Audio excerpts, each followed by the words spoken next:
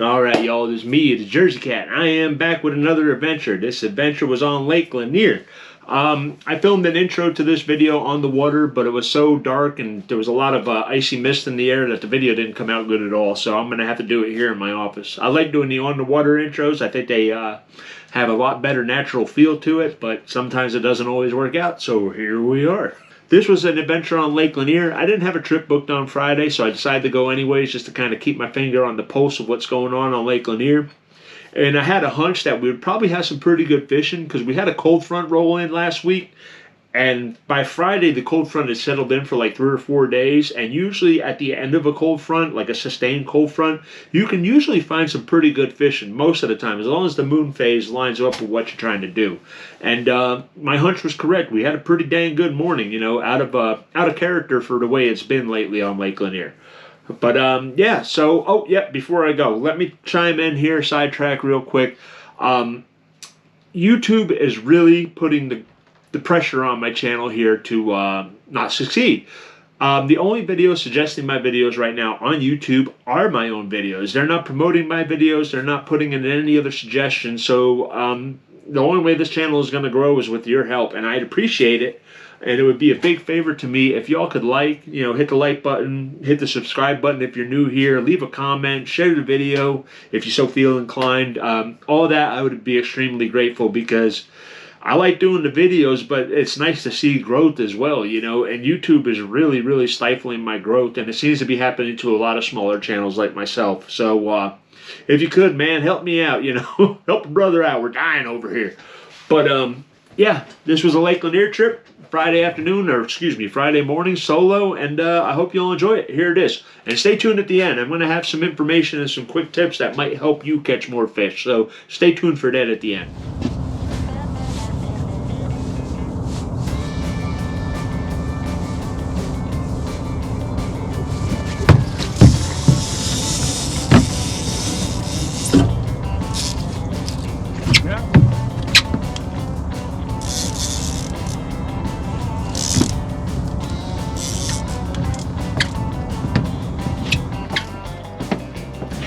Hooked up.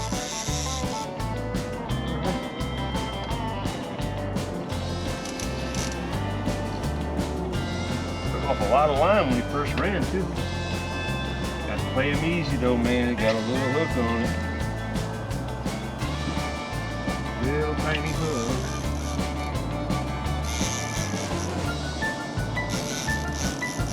Tiny, tiny hook.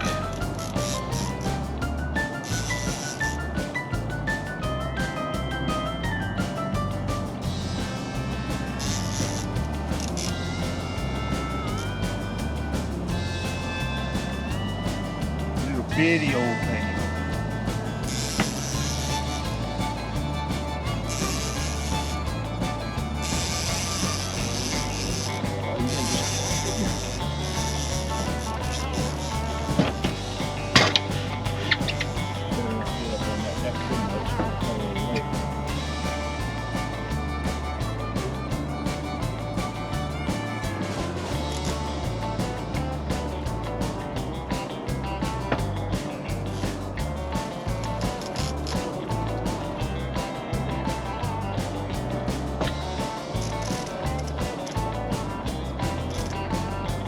But he hit the shiner with no weight on it.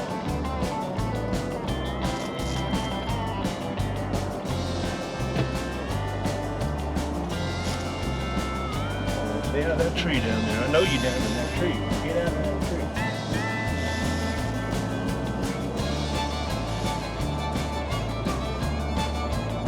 This is a big fish, man.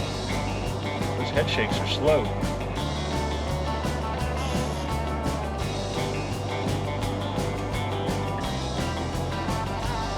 Daggone, I think it might be a good one. Like a good one, you know.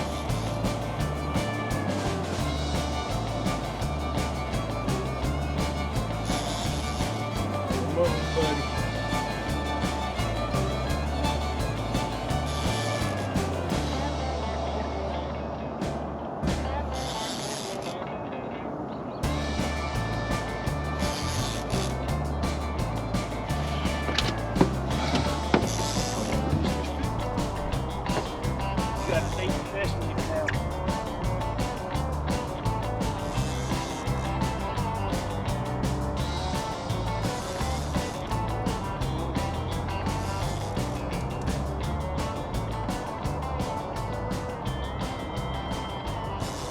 why I tell people, if you're straightening hooks, you've got the wrong rod.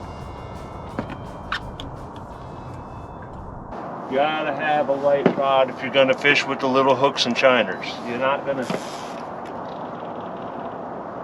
get away with using the stiffer rods we use for the shad and herring with a shiner. Just not gonna happen. You need that rod to absorb the bend, you know, the runs. That's a good one. Not a giant, but it's a good one. Good for the shiner, this is good. Yeah, buddy. On the board. And it's a good one. Yes, sir.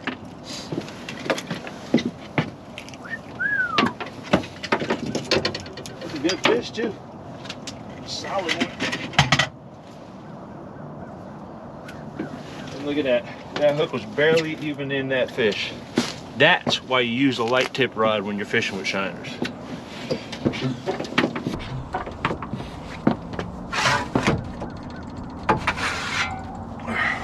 Look, we got here. We have a 31.5 on the shiner. Boom! Look at that. Come on, y'all. Book you a trip. Come and get some of this, man. 31.5 inches. Yeah, shiner. Wow. Come on.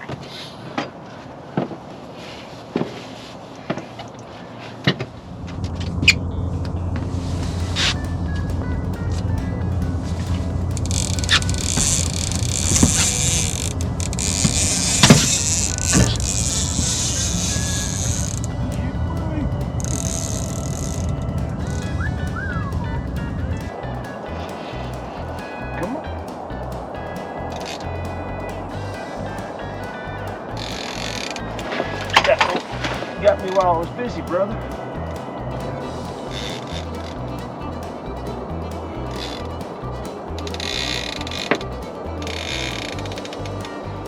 Come on.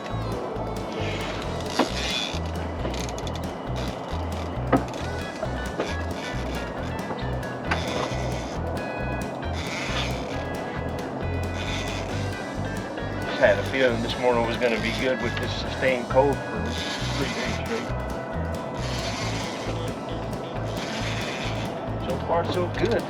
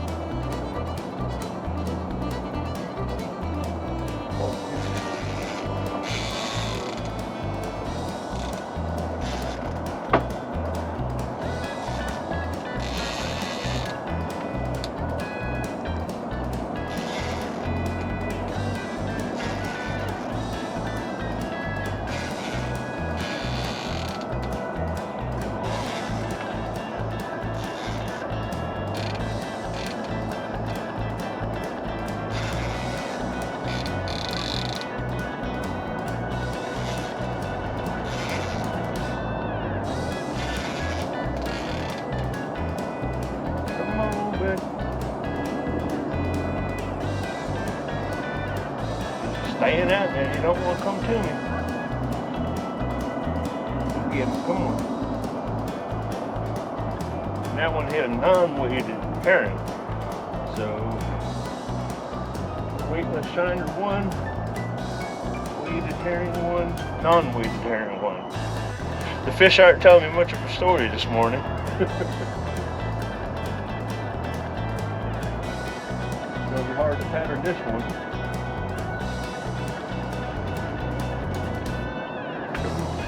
Down there.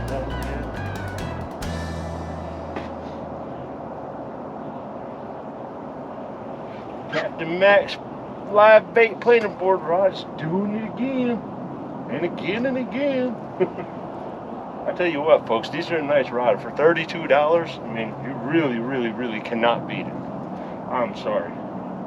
It's a heck of a lot better than those Ugly Stick GX2s, and I like them better than those new Ugly Stick striper rods.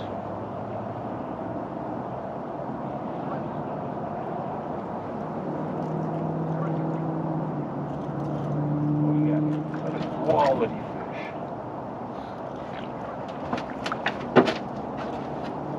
Gotta make sure I don't fall the dang boat. We got ice everywhere. Cold morning to fall in the water, that's for sure.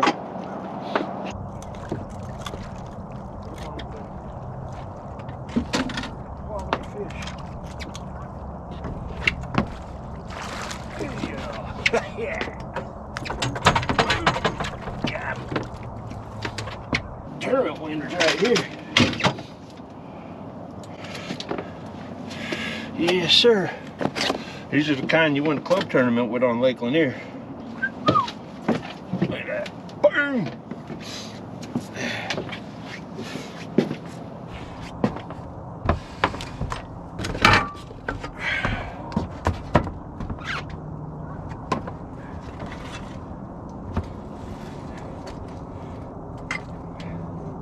That boy is another 31.5-inch fish. Another 31.5. Boom! How about you? Number 3, 31.5. That's 2, 31.5. So if we were fishing a tournament, we'd have 63 inches. All right. Yeah.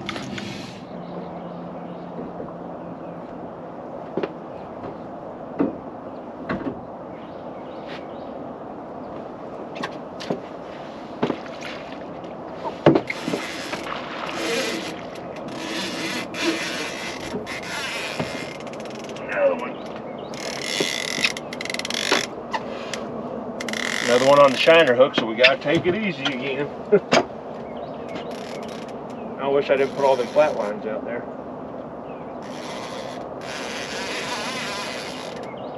Crap.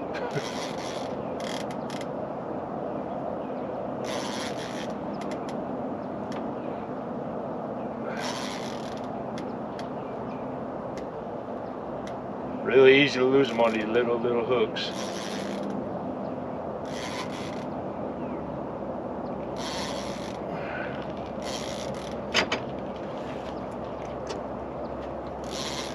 Man, not a bad morning so far. Everybody talking about how bad fishing is. I'm not seeing it. I'm just talking crap now. You know, you get a little bit bold when you start having a good morning. Think you're hot crap, you know. But I really do wish I had some anglers on the boat this morning, because one of y'all could be reeling this in while I'm moving some of these lines around, but instead I got to do a little finesse here.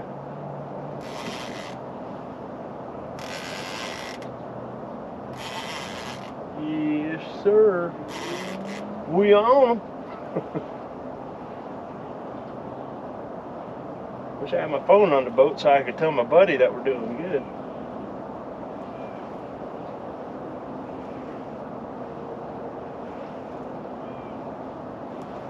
And just think, I was actually going to skip this weekend, and I wasn't even going to fish today. And then I was debating just skipping today and fishing tomorrow, thinking that tomorrow would be the better of the 2 mornings, but I don't know, man, I dig this.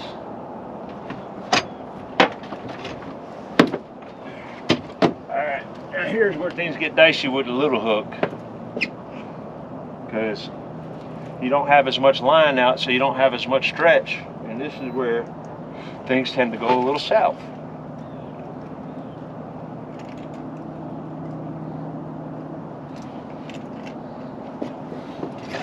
Come on, you're not a monster. Let's go. Yes, yeah. That's number 4. How many you got? I got 4.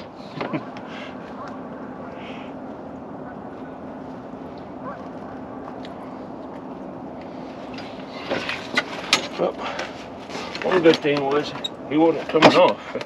He got him right in the rubber in the corner of the mouth. Boom. There it is, number 4.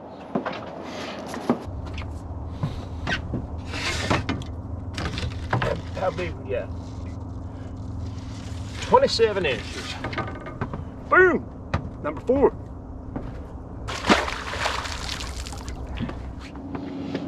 That calls for a cup of coffee.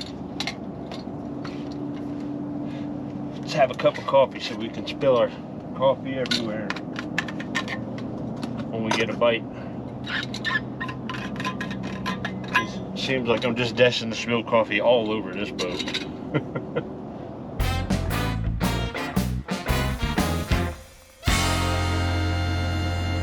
So far so good, man. Don't get no better than this. And my hat lights on. Oh, here we go. Here we go. Here we go. And I spilled my coffee. Don't get no better than this. And my hat lights on. Oh, here we go. And I spilled my coffee. Come on now. On the light. Oops, gotta take it easy.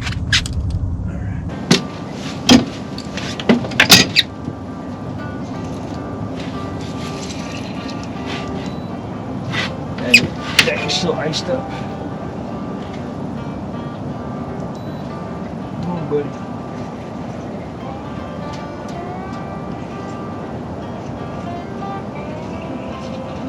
Man, my man is just ripping some line.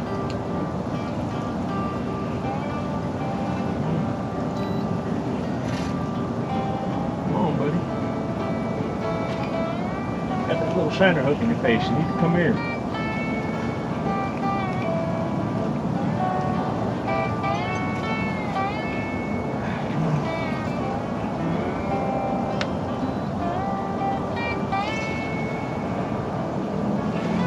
This guy is going to make a mess out of things. He's about to cross that other cleaner board over there if he don't turn and go the other way soon.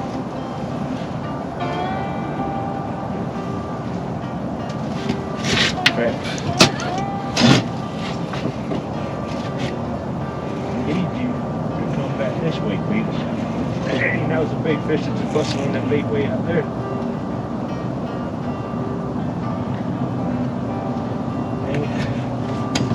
Yeah, things are about to get sketchy.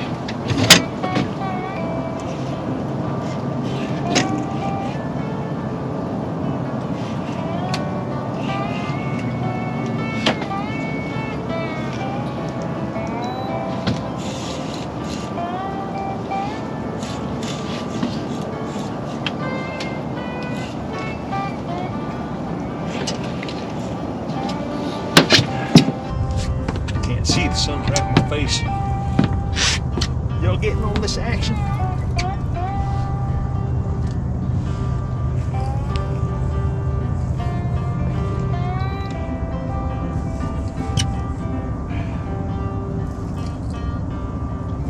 Well, the good thing is this fish stayed right up on the surface for me.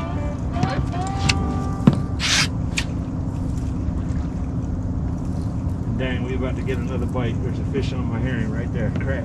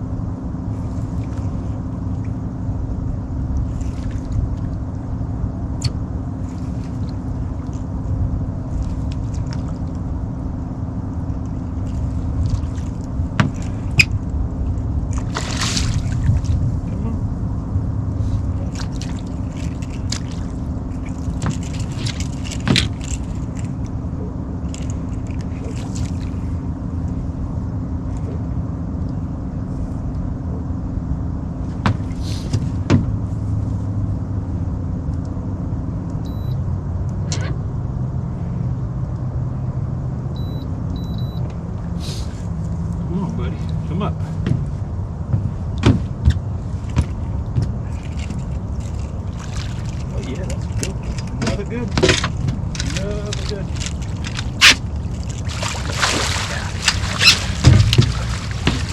Yeah. Look at that, barely even hooked. Spilt my coffee just like I said I would.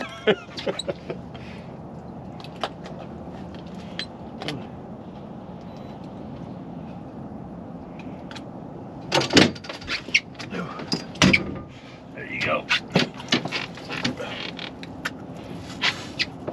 Boom, number 5. That's number 5 for the morning. Tearing it up. Another 31.5 incher. That's the third one, exactly the same size. Look at that. Boom.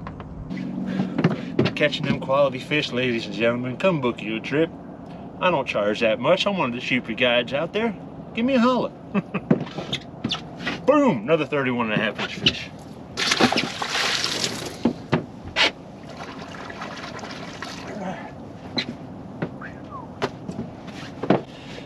We doing it.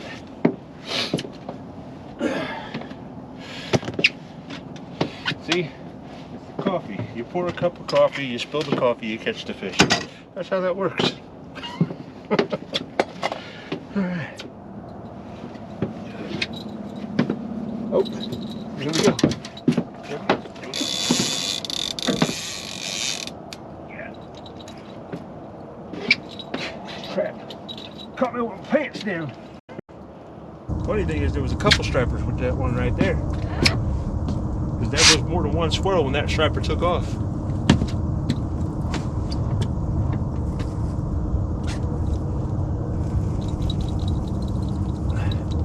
Number 6, folks, I need some help. Book a trip and help me.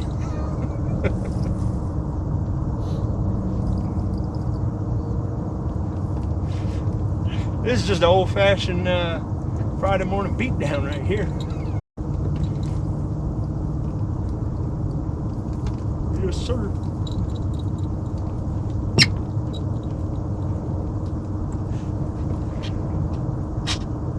I knew it when I went to go take a leak. I was going to get a bite. I just knew it. It's just been that kind of morning.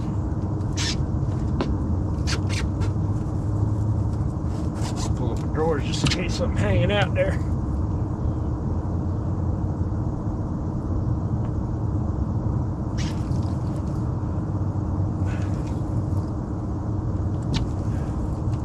Surprised we ain't got a double yet this morning the way to bite. You know.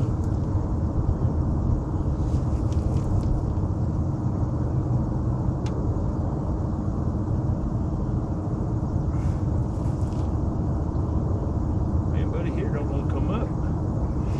It's just dogging me.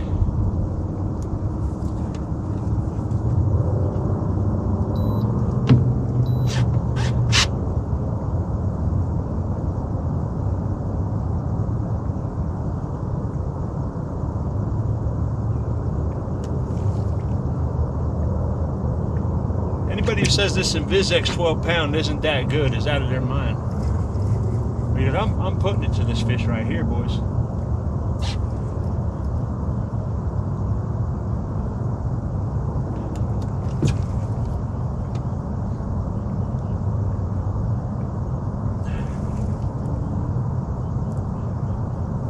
What's funny is there's a whole bunch of boats, but they're not anywhere near where I'm fishing. They're way out there.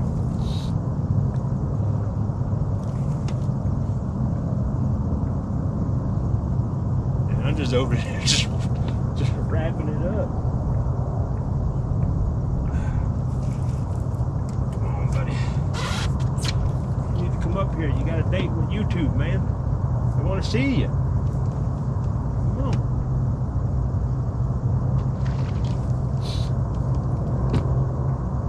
The YouTube world wants to see what you look like.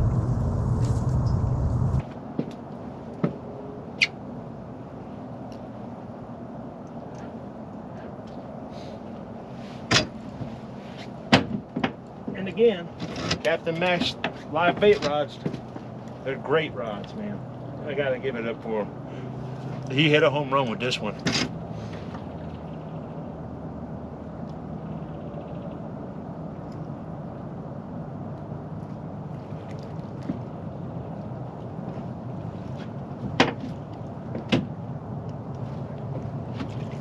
Yeah, he certainly hit a home run with this rod for sure.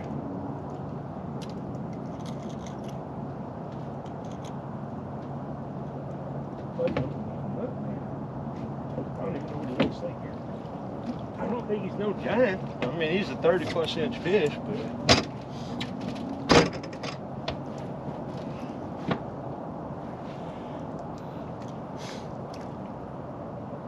come on, Cletus.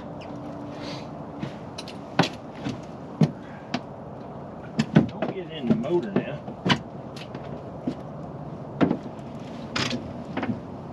Come here.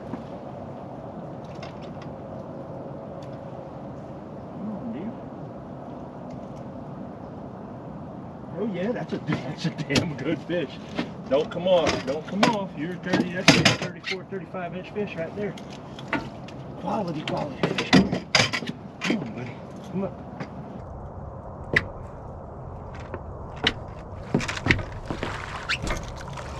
Come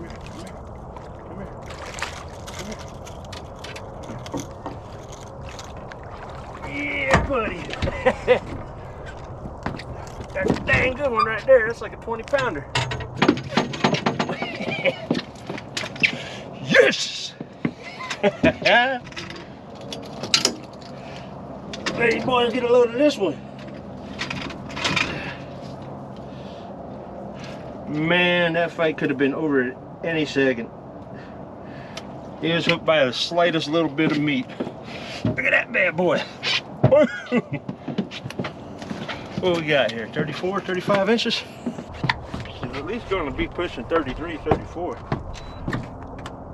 For sure. What we got? 34 3/4. Almost 35 inches of badassery right there. Boom! Probably might go 20 pounds, but maybe not. There you go, number 6. 30, 34, almost 35 inches. Yeah. Hell yeah. 6 in less than 2 hours.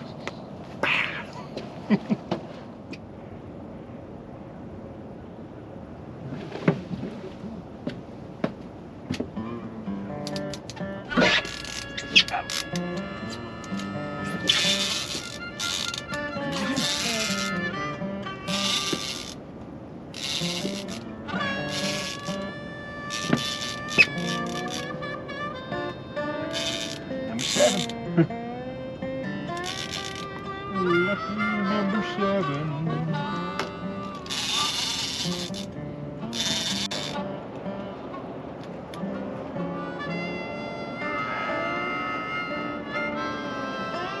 And no one on the boat is sharing the glory. Unfortunately, nobody booked today with me. Hey, hey, hey, hey, hey, hey, hey, hey, hey. You can't fight like a wimp and then come to the boat and start fighting like that. Come on. And again, Captain Macks live bait rods doing it again. Putting in the work.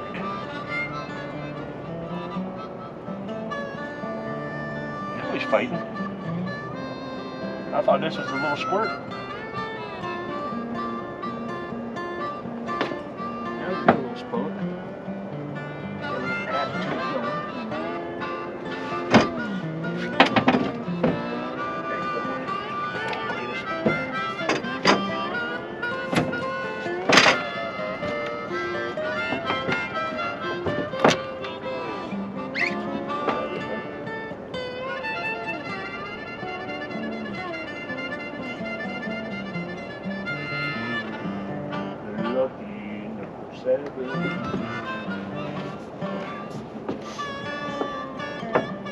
What if we get double digits today?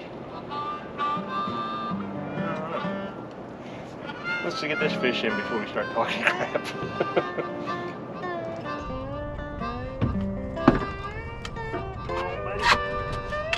You ain't that big. Let's go. Quit fighting like you're big.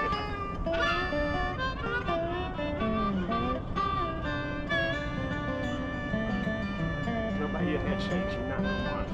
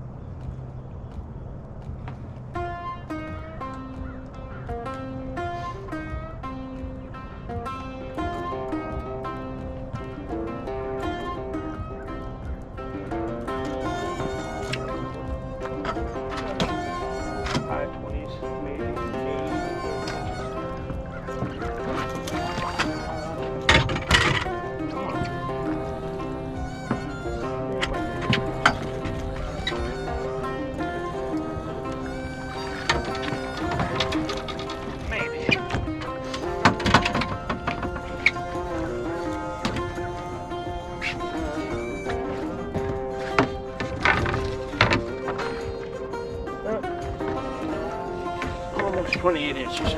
Boom, number 7. Oh.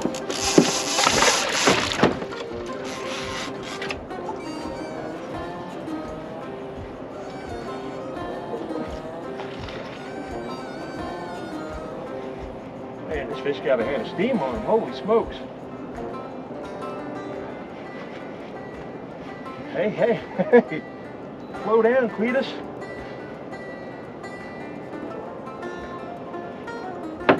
You're gonna run out of line.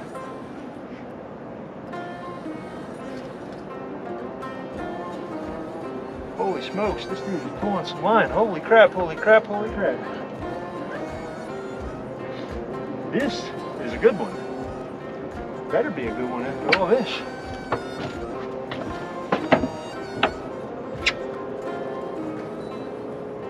We're just gonna stop the boat and deal with whatever we got to deal with later.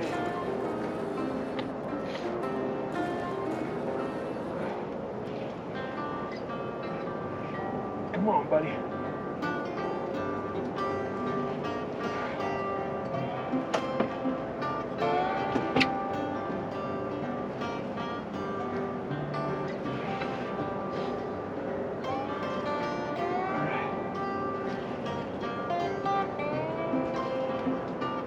Stay hooked up, please. Don't you come off. I want to see what you look like.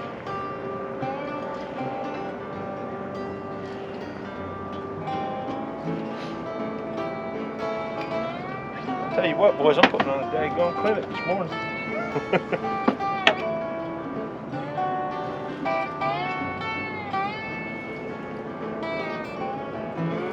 Let's see. I don't think I see him out there. He don't look like a giant. But man, did he run off some line. Holy smokes, did he run off some line.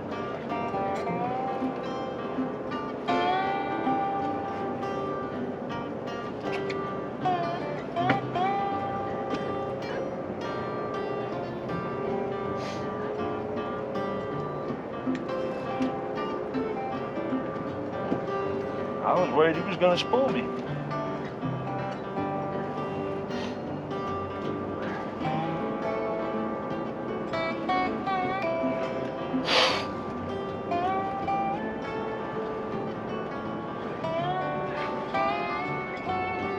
That bad boy hit a flat line 30 foot back from the boat.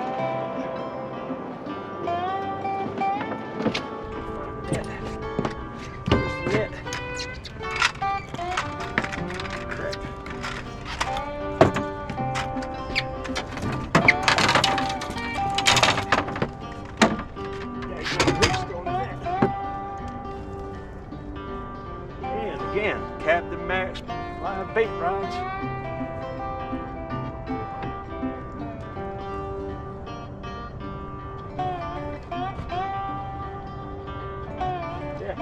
this guy isn't that big, but holy smokes, man, did he smoke that thing. I mean, he's a good quality fish, but he ain't what I was expecting after that big long run.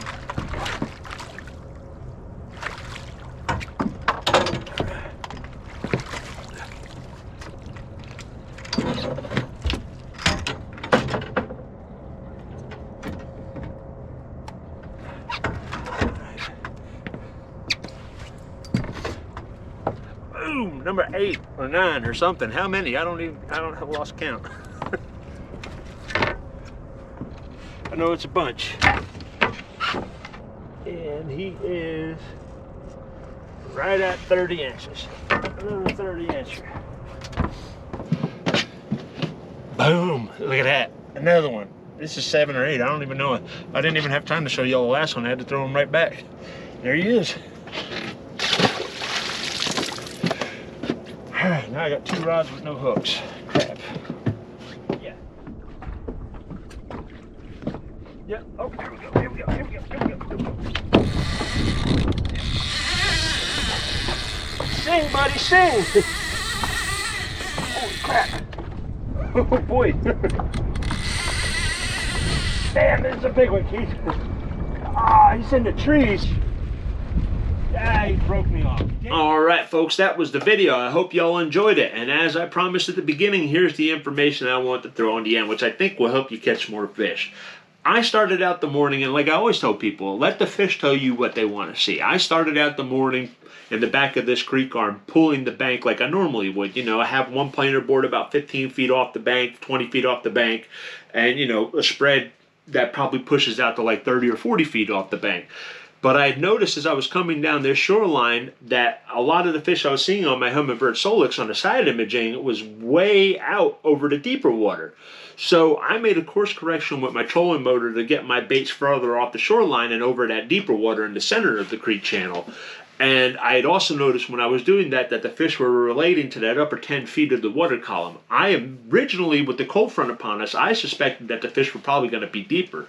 So I started out my day with 1, 2, and 3 split shots on my lines, but I noticed that those baits weren't getting hit, and I was seeing a lot of surface activity as far as bait goes and the fish goes, so I popped off most of my split shots. I only had 2 rods with 1 split shot on them after that. The rest were just free lines with no weights. And I was running these baits really far back from the board. You know, usually when I'm in a creek arm and I'm pulling shallower depths, you know, I'll keep it 30, 35 foot back from the board, but this morning I was running them 45, 55, and I think I even had 2 at 60 foot back from the board.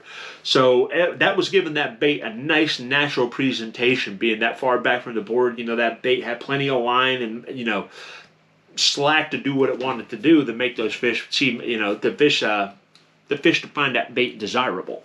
So that's what I was doing. That's how I started to get the bites. Another thing I was doing is as the wintertime rolls on, these fish become more and more dependent on eating threadfin shad in the back of these creek arms and pockets. Threadfin shad, as the water gets colder, they become very lethargic and they don't move very fast. And the stripers expend very little calories eating these threadfins because they get eaten by the boatload. Because if you've ever fished Lake Lanier or any body of water that has threadfins in it, you can find areas that have acres and acres of threadfin shad. So these fish become very selective of what they want to see, and they start eating those smaller baits, so you have to match the hatch and find something small to pull that matches the size of those smaller threadfins. You can use threadfins for bait, but they're not a very hardy bait. They're actually probably the wimpiest bait you could possibly use. They don't hold up well on a hook at all. So what we do on Lake Lanier is we use small to medium and sometimes large shiners. You know, they call large shiners this big. That's considered a large shiner. You know, just about anywhere else we would call mediums, but on Lake Lanier, a shiner that's 2 inches long, we call that a large shiner. So we start using shiners for bait to kind of match the hatch and mimic the threadfins. And as the water temperatures get colder, a lot of times, man, your only bites are going to come on those small little shiners. So that's what I want to talk about here. Yeah, so these are the size number 6 Gamakatsu octopus hooks that we use for pulling the small shiners. These hooks are very, very flimsy. They're just a very light gauge wire hook. And you can straighten this hook out with your fingertips. You know, they're not very strong. So Rod action to me is the most crucial part about pulling these little tiny baits. I see a lot of folks complain about the straightening hooks out, or breaking the hooks, or the hooks just ripping out in general because they're so small.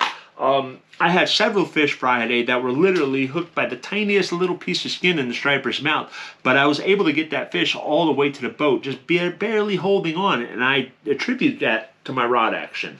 And the people who have issues straightening out hooks when using these little tiny baits, I also attribute that to rod action. As far as the rod goes that I like to use for pulling the little tiny shiners and the smaller baits with, I like a medium to light ugly stick. That's my preferred weapon of choice. Or you can use the Okuma medium light striper rods that guys use for downlining in the summertime. Those rods have a very limber tip. They're very soft and they're very whippy. So when the fish surges and takes off, whether it be near the boat or further out in the water, that rod tip absorbs a lot of that impact, and that keeps that hook from getting straightened out.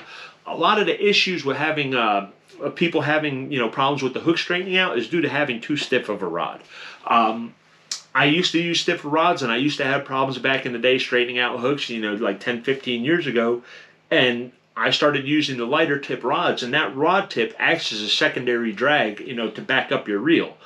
And that rod tip absorbs a lot of that pressure that the striper puts on that hook. And that's how I'm able to get those bigger fish to the boat that are just barely hooked. It's because of the rod action. And plus, that's also how I'm able to get that fish to the boat without straightening out the hook. Another thing I like doing as well is leader size. Now, you would think that an 8-pound leader or a 10-pound leader would be too light for stripers, but you're already using a very light wire gauge hook. So your drag pressure should be exceeding 8 to 10 pounds anyway, so it doesn't hurt to use a very light leader when using very small baits, because that's going to give that bait a lot more freedom to run. That lighter leader is going to give him more action.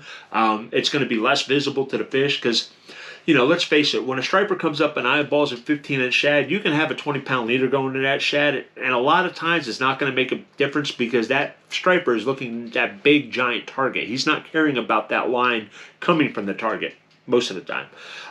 Now, when the striper's coming in and keying on a little tiny bait, if you're using a heavy leader going to that little tiny bait, that leader looks much, much more apparent to that fish, if that makes any sense to you. So I like to use a small 8, 10, or max 12-pound test leader if I'm fishing with shiners. And like I said, your drag should be set fairly light anyway, so it doesn't really matter if you use a light leader when fishing for stripers with the little tiny baits. It's not going to hurt your chances. It's not going to make or break it, that's for sure. And last but not least, when you are pulling these smaller baits, patience, man. Patience is key. You're not going to horse that fish to the boat with a little tiny number 6 wire hook and an 8-pound test leader. So you're just going to have to be patient. I mean, I know it gets frustrating and anxiety starts to build the longer the fight takes, especially when you know it's a quality fish, but if you just take your time and just ease them to the boat, you're pretty much just trying to wear the fish down, and you're getting that fish to the boat pretty much spent. If you're trying to horse that fish to the boat and get him to the boat green, you're probably going to lose him next to the boat when he makes that last final run. So patience is key, man. If you're going to fish with these smaller baits with these little hooks, you just going to have to suffer, man. I don't know what else to say. It's hard to slow yourself down and just be patient when you got a quality fish on, but you just can't horse them when you're using those small hooks. You just can't. Another thing I like to do it with all baits pretty much, but I especially like to do it with the smaller baits. When I get the fish close to the boat, like the last 10, 15 foot, I tend to loosen up my drag a little bit because, the less line you have out, the less stretch you have out there. Monofilament's like a big rubber band. Like if you take somebody and you run them out like 30, 40 yards and then you hold on to the hook and tell them to yank their rod, you can pretty much hold that hook in your fingertips because mono has so much stretch. To the guys that use braid, I wouldn't suggest using braid with the small hooks because the braid is too stiff and it's just going to rip that hook right out. That monofilament, that stretch helps that hook stay in that little piece of skin that hook finds. So monofilament when using small tiny baits to me is key. Everybody has their own ways of doing things, but to me I think it's crucial to use those small baits with monofilament mainline.